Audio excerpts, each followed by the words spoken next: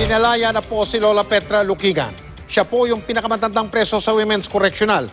Siya po yung gumawa ng maliit na krus na ibinigay ni Cara David kay Pope Francis nang siya'y magpunta dito sa bansa. Ang paglaya ni Lola Petra tinutukan ni Cara David.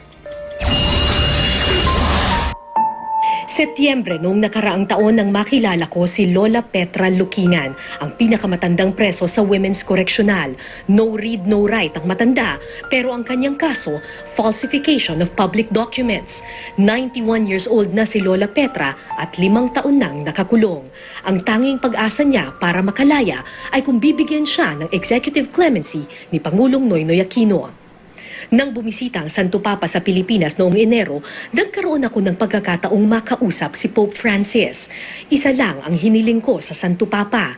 Tulungan niya akong ipagdasal na makalaya si Lola Petra. Inabot ko rin sa Santo Papa ang isang munting krus na ginawa ni Lola. Lumipas ang 1 buwan, maraming nangyari sa bansa. Hindi na ako umasang ibababa pa ng Malacanang ang hinihiling na kalayaan ni Lola Petra. Pero kaninang umaga, dininig ng Panginoon ang aming panalangin. Nagdesisyon ang Bureau of Corrections na bigyan ng parol si Lola Petra. Sa wakas, makakalaya na siya. Lola! Kala David. Salamat po at kayo. Salamat sa iyo. Salamat sa iyo. Lola. Salamat sa iyo. Salamat po sa Panginoon. Salamat sa Panginoon. Kaya na po. Hindi executive pardon kundi parol ang ibinigay kay Lola Petra. Ibig sabihin, kahit malaya na siya, kailangan pa rin niyang regular na makipagkita sa parole officer sa kanilang lugar. Si Lola Petra lang sa mahigit 100 matandang preso sa Women's Correctional ang nabigyan ng kalayaan. Kalahati sa bilang na ito, 70 years old pataas. Sana ikaw ang ikaw ang magiging umpisa ng paglaya ng lahat ng mga nangangailangan dito sa Correctional Institution for Women.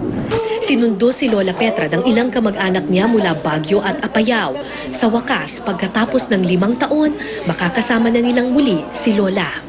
Taos puso kaming in-extend ang aming pasasalamat ng pamilya ng Luquigan, pamilya ng Batil. Maya-maya, inilabas na ng koreksyonal si Lola Petra. Tinanggal na ang uniforme ng piitan. At sa unang pagkakataon, nasilayan niya ang labas ng kulungan. Salamat. Malaya na po kayo. Kala David.